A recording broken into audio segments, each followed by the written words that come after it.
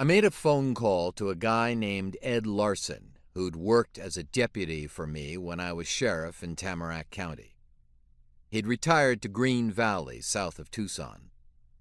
I told him what was up and asked if he could check things out in Cadiz, which wasn't all that far from where he lived.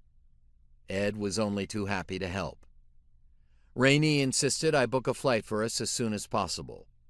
The first plane out of the airport in Duluth was at 6:30 the next morning, and I bought 2 seats. Rainey had been trying to connect with Peter, but still no answer. She'd thrown on her robe and paced the room.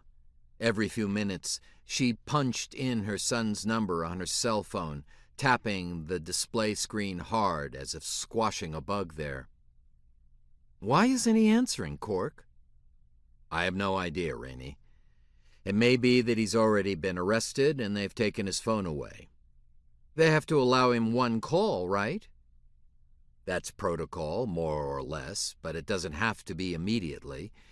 It depends on a lot of things." "Like what?"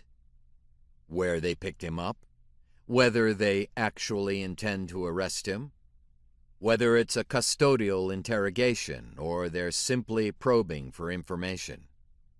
Or maybe his phone just ran out of juice." "The moment after he called us?" She shook her head. She was right. That would have been a huge coincidence, and I didn't put much stock in coincidence. His silence concerned me too, but I've been in enough bad situations to know how to keep a rein on my worst fears.